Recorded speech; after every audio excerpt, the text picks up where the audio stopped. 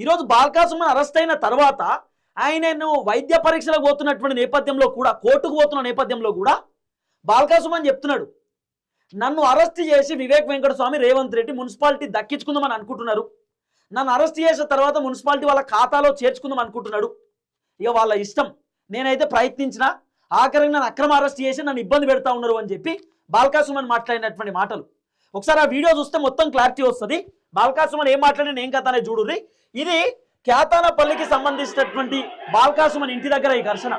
పోలీసులు వచ్చినప్పుడు BRS party కార్యకర్తలు అడ్డుకునే కార్యక్రమం చేసిరు. ప్రభుత్వానికి వ్యతిరేకంగా నినాదాలు ఇచ్చినటువంటి పరిస్థితి. పోలీస్ డౌన్ డౌన్ అంటూ, కాంగ్రెస్ డౌన్ డౌన్ అంటూ, రేవంత్ రెడ్డి డౌన్ డౌన్ అంటూ నినాదాలు ఇచ్చినటువంటి పరిస్థితి. గో బ్యాక్ పోలీస్ అంటూ కూడా వాళ్ళు నినాదాలు ఇచ్చేటటువంటి కార్యక్రమం చేసినారు.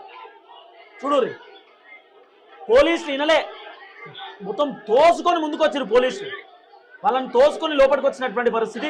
వందలాది మంది పోలీసులు వచ్చారు, ఒక్కరిద్దరు కూడా కాదు, వందలాది మంది పోలీసులు, ఏసీపీలు, డీసీపీలు వచ్చి బాల్కా సుమన్ని ఆయనతో ఎత్తుకొని పోయిరు, లావట్టుకొని ఎత్తుకొని పోయిరు, గుంజుకోపోయారు ఇంట్లోకెళ్ళి.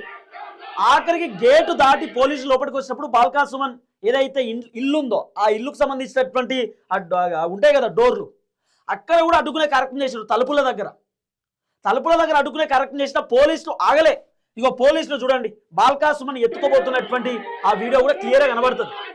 ఆయన ఎత్తుకొని పోయారు పోలీసులు, ఎంత చేసినా వినలే. ఆఖరికి వాళ్ళపైన లాఠీ చార్జ్ చేసినటువంటి సిచ్యువేషన్ కూడా ఉంది బీఆర్ఎస్ పార్టీ కార్యకర్తల పైన. అప్పటికే బాల్కా సుమన్ అరెస్ట్ చేస్తున్నటువంటి నేపథ్యంలో బీఆర్ఎస్ పార్టీ కార్యకర్తలు వందలాది మంది చేరుకున్నారు.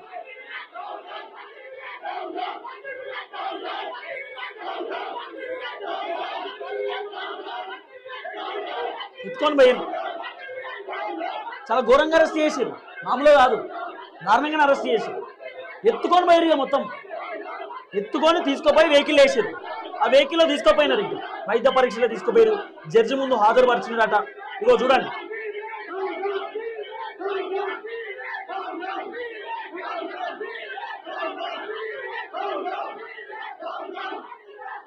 వివేక్ డామ్ డామ్ అని చెప్పి వాళ్ళు చెప్తున్న మాట.